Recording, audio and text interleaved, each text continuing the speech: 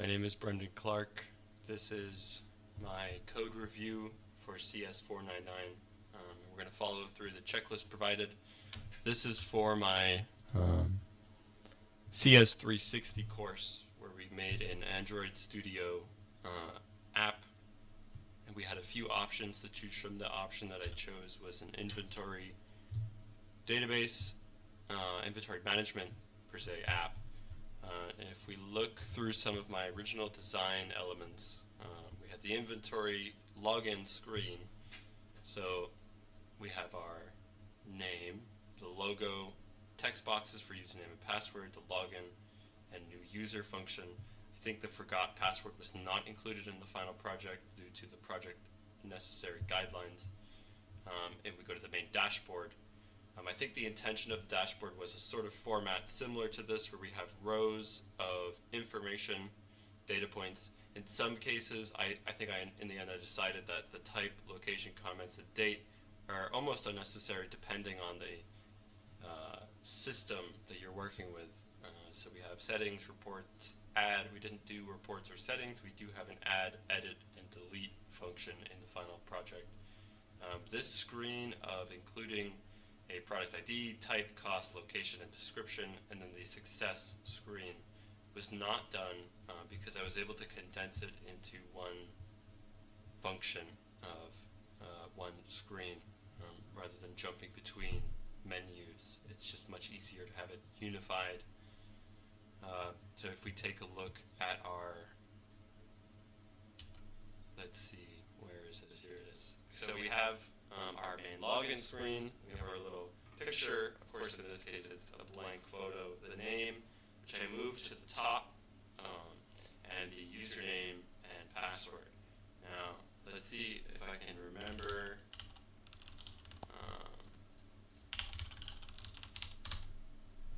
Okay, in this case, I do not remember, but we can just do new user because the functionality will just allow us to view it because it is for demo purposes.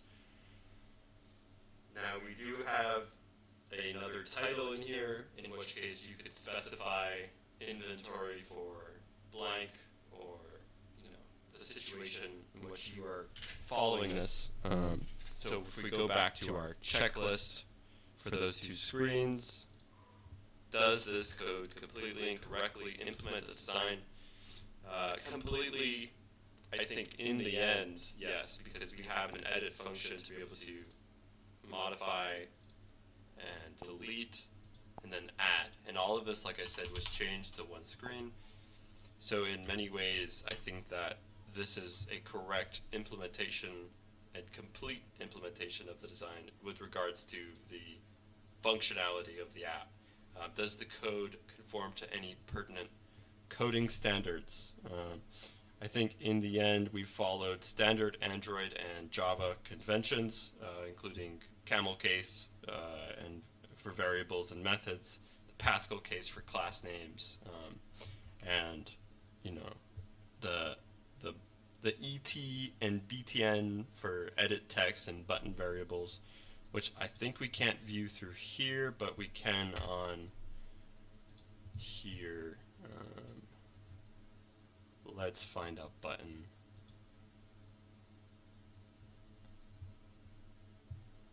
Yeah, it was BTN, add item. The IDs and stuff were consistent. And I think in many ways Android Studio has many guardrails to ensure that this is done correctly.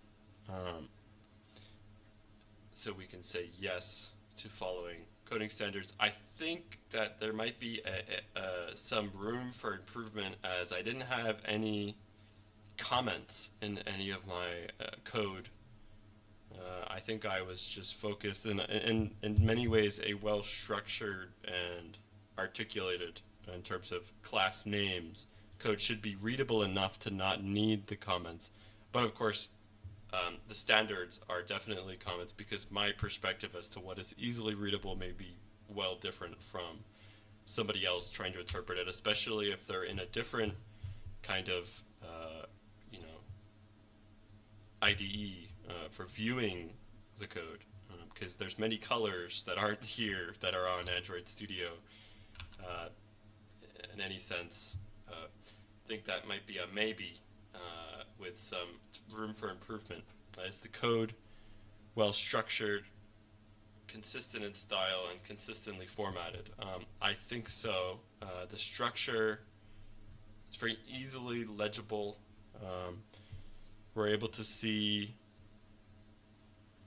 that these inner classes. We have our data activity class. It's very readable. A lot of the spacing in between, the tabbing, and the brackets at the top, which I prefer over brackets at the bottom. Separating it, I think it makes unnecessary space. Is there any uncalled for, unneeded procedures or unreachable code? There is.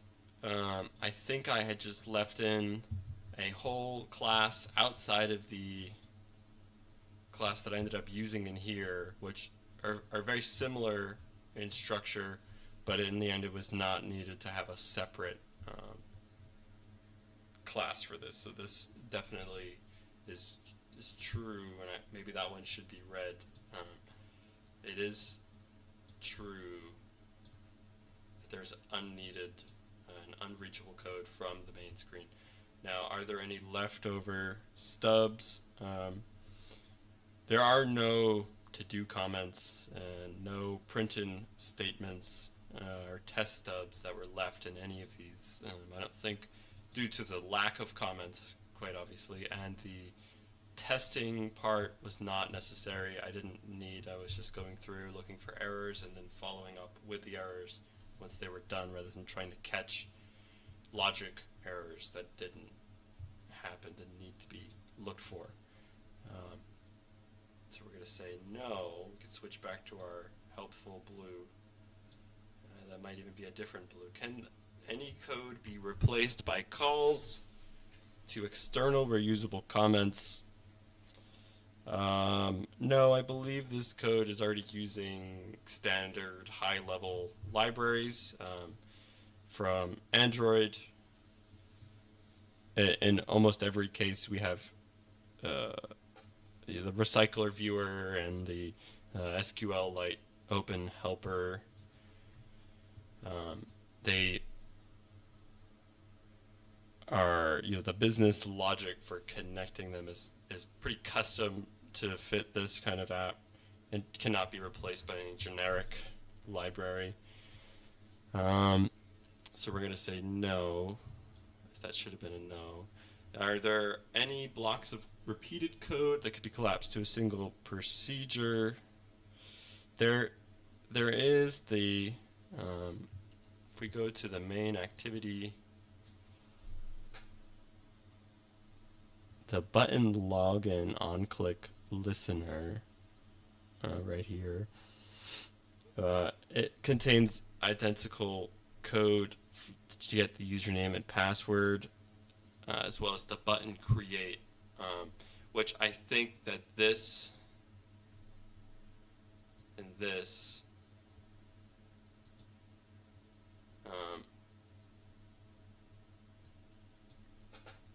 can be reused. So in which case, like the on click, so when we signed in to create the account, if we were to just have clicked never mind, or maybe let's say I forgot the password, or I think I did, it just lets you write in. So in which case, yes, that should be maybe a red. Is the storage use efficient? SQLite itself is very efficient. I don't think that the methods and stuff for like the inventory adapters, change cursor method, and where it explicitly closes the old cursor.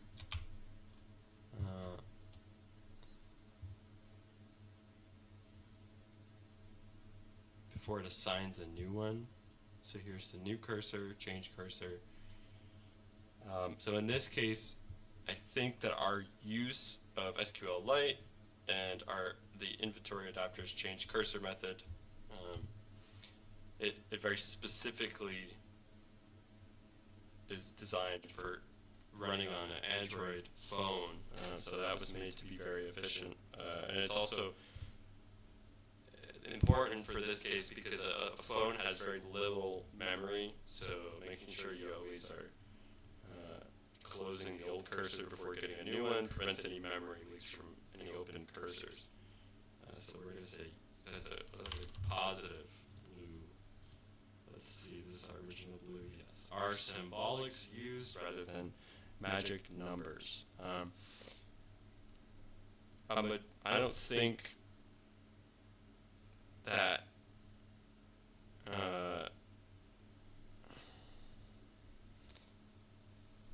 I don't think we used a lot of symbolics.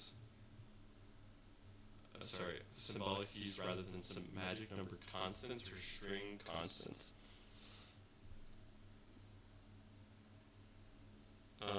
All the column names, such as like username and password and item name, are used as magic strings. And the SMS,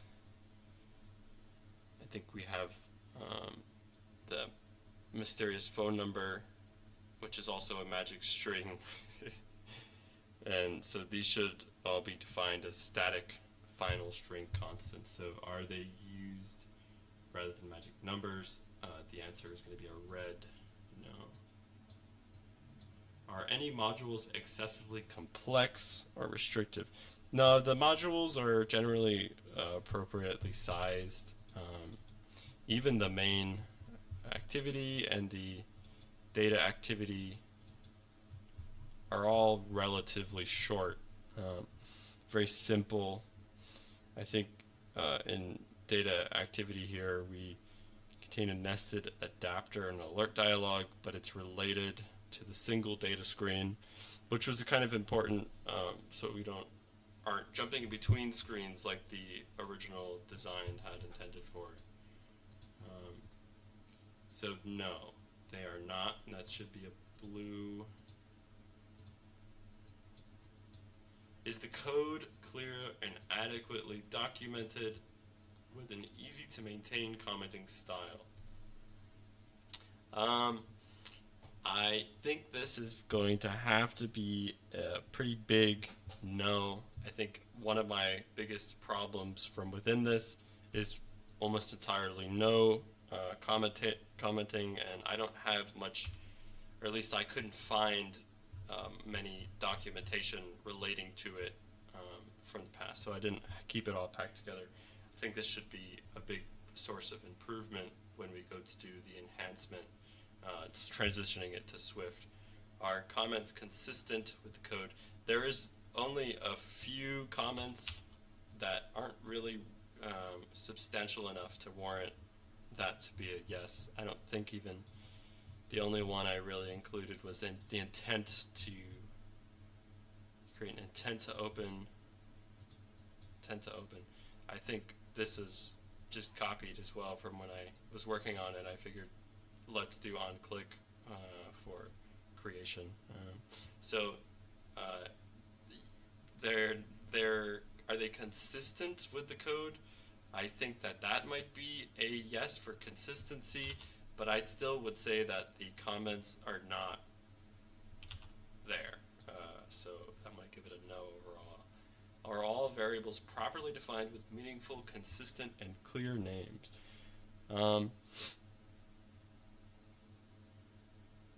I think all the naming was great. If we go to our main activity, we have the ET username, ET password, which are directly corresponding to the names used in the XML. We're not doing any unnecessary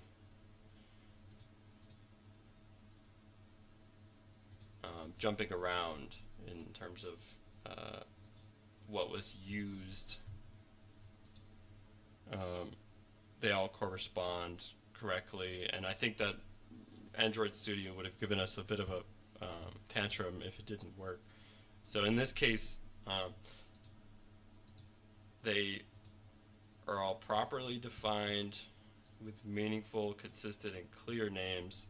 Pretty obvious with ET username, ET password, and many of our other classes that we use. Button login, button create. Pretty substantial standard, I think, that makes it pretty interesting when people don't use, like, send SMS notification. For us, that's like, what is that going to do? It tells you exactly what it's going to do. So we're going to say yes. Do all variables have properly assigned type and consistency or casting? A good example of this, I think, when I was looking through, was was over here with, where was it? TV.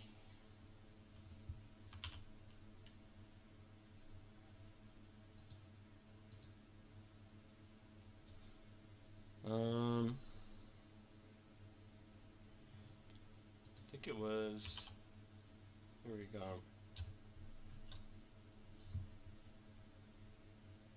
So the ET quantity gives the field a string, which is correctly parsed. We have our integer set text. This is all done in the validation block too, so it's safe. So we're going to say yes. Are there any redundant or unused variables? There is probably a couple.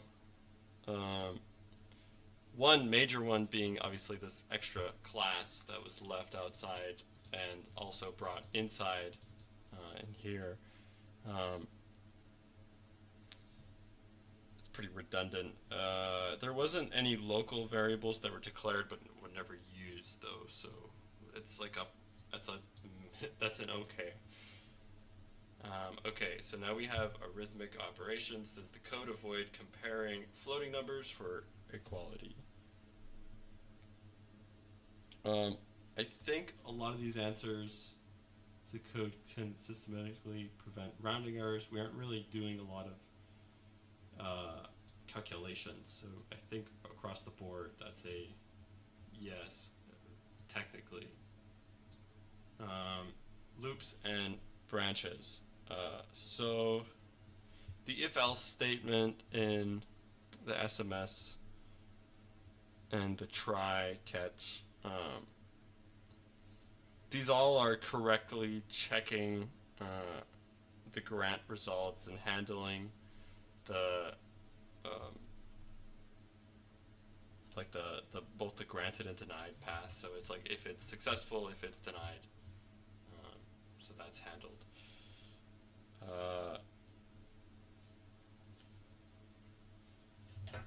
Are most loops branch consistent, properly nested? Yes. Are the most common cases tested first in if chains? I think the input validation logic is like a guard clause. It checks, and I think this is under main activity. Checks the most common failure. So if we look for our if item, hang on, I'm really wrong. If item, oh, maybe it's under data activity.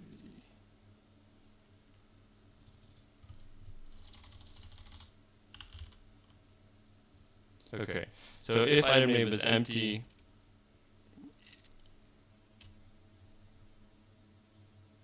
if, in the quantity of the string empty, make text, please fill in all the fields, kind of gives that error alert when you do it.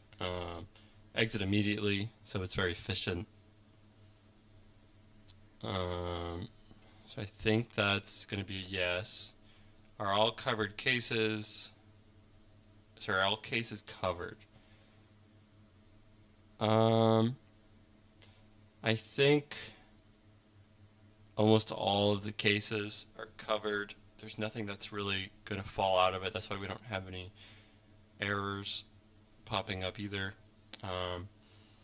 Does every case statement have a default? I don't think this is. It's not necessary. We aren't using any switch case statements, so I'm going to say maybe. Our loop termination conditions. I think a lot of these don't indexes subscripts properly initialized prior to loop. No, it's not necessary. Can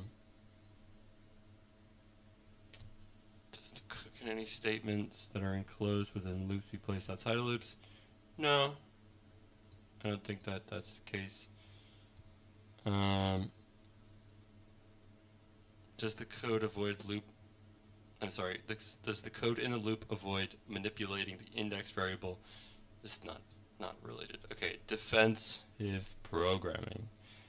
Are index pointers and subscripts tested against the array, record, or file bounds?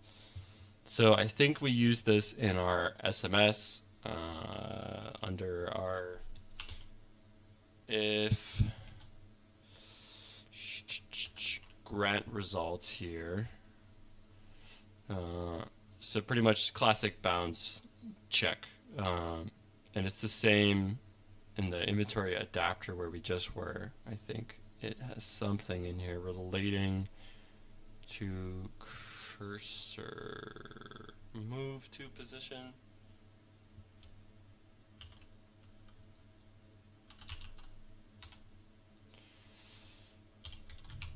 Okay, so pretty much it checks the bounds of the cursor before reading it. So in this case, yes, they're all well tested against the array, record, and file bounds. Our imported data and input arguments tested for validity and completeness. The main activity and data both check the user's text input are not empty before proceeding, and I think I even can show you that rather than locating it. So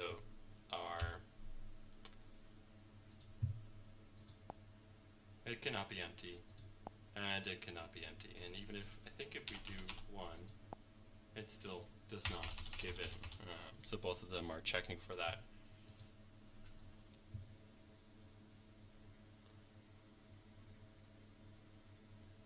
So we'll say good, imported data and input arguments, all good. And that's the same case actually for our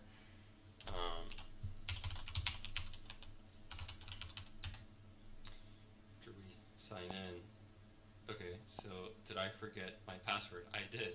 Let's try it one more time. At least in this case, I am the creator, so this is not, I don't have to contact IT. Let's just do 1, 2, 3, 4. Now, if we try to add an item, please fill in all fields. If we try to edit and leave this blank, please fill in all fields. It's not going to let me. So that's good. Now we'll go to the next. Are all output variables assigned? This isn't really an issue in Java, but the methods that return a value have been pretty clear return paths. I think like validate user.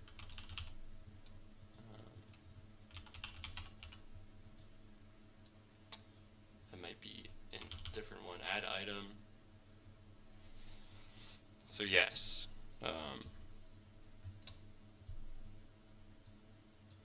Are all the correct data operated in each statement? I think the code is pretty straightforward when showing, the item ID, item name, quantity. They're all passed correctly, and populate dialog and execute that change. So we'll say yes. Is memory allocation ever deallocated? so if we look to, I think it's in login database. Each one is saying dbase close, dbase close, dbase close, and the same thing with what we were mentioning before about the leaking memory. The design is preventing this cursor close. So yes, in this case, not although as in depth as it might be in something like assembly or Rust, this is not a problem for us in here, as it would probably give us an error too if this was the case. Timeouts or error traps used. The SMS send notification is wrapped in a try catch situation function. So in which case if it fails, it doesn't crash the app and it's not going to freak out. Are the files checked for existence before attempting to access them? This app doesn't really access raw files from the system. It's just using SQLite database, so the SQLite Open Helper will handle, thankfully, all of the creation and existent checking of database files. So this isn't even necessary in this case, thankfully, for SQLite. Finally, we have, are all files and devices left in the correct state upon program termination? Because we went through the effort of dbase close, return exist, cursor close, return result, this was all closed immediately after the operations are finished, so there's no risk of any open resource being left hanging. So in all, there's definitely a few that are not applicable. There's some that are technically yes, and comments need to be improved. The core logic is relatively sound. There are some exact areas that need work in here, and think that when we convert this to Swift application, I'm going to be focusing on my commenting skills and showcasing each section of what is happening in the code here and where it even might connect to, and decreasing unnecessary and unused classes like our favorite one here. I think in all it is made up to par with some of our standards, coding practices, being well structured, easy to read. All right, thank you very much for watching. This was the code review CS499.